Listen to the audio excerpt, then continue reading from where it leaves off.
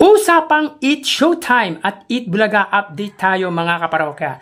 Today is June 24 at bago natin pag-usapan ang ilan sa mga nangyari sa mga noontime show dito sa bansa ay shoutout ko lahat ng aking subscribers at lahat ng nanonood ng aking mga video. Mga kaparokya, na-appreciate ko po kayong lahat. So bago natin simulan ang ating topic ay humihiling ako na pakisubscribe ang aking YouTube channel.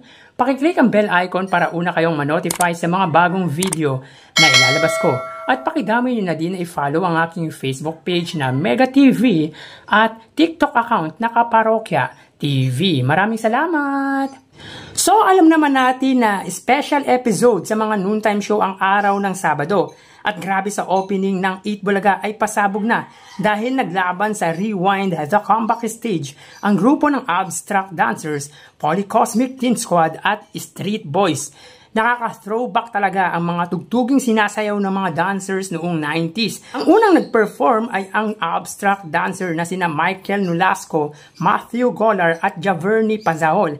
Sa mga hindi nakakaalam, ilan sa mga naging member ng Abstract Dancer ay mga artistang tulad ni Ding Dong Dantes, Dino Guevara, Arthur Solenap, asawa ni Rochelle Pangilinan ng Sex Bomb Dancer at Sherwin Ordonez. Sumunod na nag-perform ang Polycosmic Teen Squad na kinabibilangan ni Michael Lacson, Jomel Bereno at Richard Calayag. And of course, ang sa palagay nating pinakapaborito ng lahat ay ang Street Boys. Sino ba naman di makakalimot sa grupong ito dahil dito lang naman galing ang Eat Showtime host na sina Jong Hilario at Vong Navarro. Kasama din sa grupo sina Spencer Reyes at kasama sa mga nag-perform kamakailan na si Danilo Barrios at si Maynard Marciliana na naging produkto din ng Eat Bulaga. At sa tingin ko sila yung pinaka-toughest contender sa competition ito dahil bukod sa kilala sila ay magagaling talaga ang grupong sumikat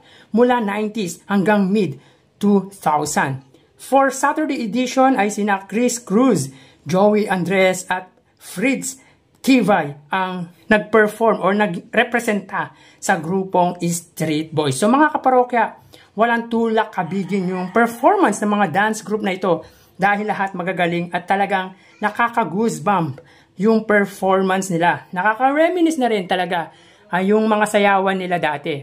Nakakapagbalik alaala noong bata pa tayo mga kaparokya, lalo na yung mga batang 80s at batang 90s dyan. Sa huli, ang nanalong grupo ay ang Abstract Dancers at Street Boys kung saan pasok na sila sa Grand Finals.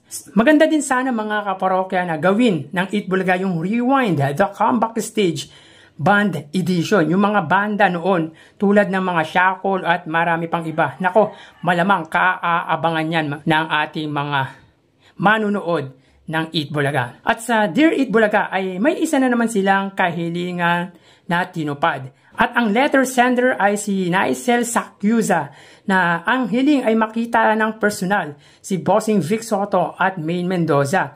At para sa kanyang anak na magsa-celebrate ng first birthday na si Rain. Grabe din ang kwela ng Bring Me ng mga host ng Eat Bulaga, lalo na si Maine Mendoza. Kahit sikat na siya, ay makikita mo pa rin yung pagkajali niya, yung pagkakalog niya. Kaya minamahal siya ng kanyang mga fans. So, kumpleto po or halos kumpleto po ang host ng Eat Bulaga kahapon except kay Paulo Ballesteros at Ryan Agoncillo. Siguro may kanya-kanyang personal commitment dahilan kung bakit wala sila sa longest running noontime show na Eat Bulaga. Samantala sa Eat Showtime naman tayo mga kaparokya, talagang special ang nangyari sa Saturday edition ng Especially For You. Dahil sa unang pagkakataon ay walang searchy ang napili at bandang huli ang ex niya pa rin ang kanyang pinili. Dahil ayon sa dalawa ay mahal pa nila ang isa't isa. Tinanong ni Vice kung bakit si ex pa rin ang kanyang pinipili. Simple lang ang sinagot ni searcher. Sabi nito ay kilala niya na ang kanyang ex at alam na nito ang pag-uugali niya. Well mga kaparokya, very well said para naman sa searcher na si Bibe. Grabe, ang kilig ng mga audience kahapon kina Bibe, ito yung searcher mga kaparokya at ang ex nitong si Dudong. For the first time of Especially For You history ay ang pinili ni searcher ay si ex kesa kina searcher na si Ed, Jim at Jan.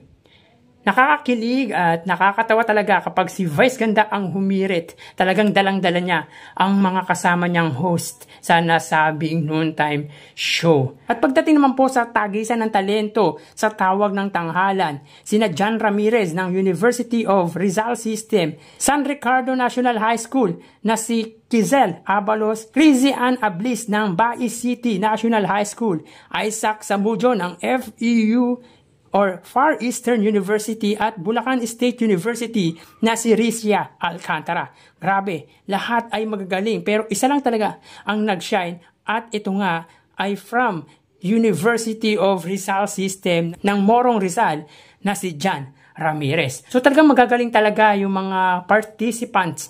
Talagang may isa lang talagang sisibol at ito nga ay si John Ramirez ng University of Rizal System from Morong Rizal. So yun po mga kaparokya ang ilan sa ganap sa dalawang noontime show kahapon. So hanggang dito na lang tayo mga kaparokya. Maraming salamat and God bless.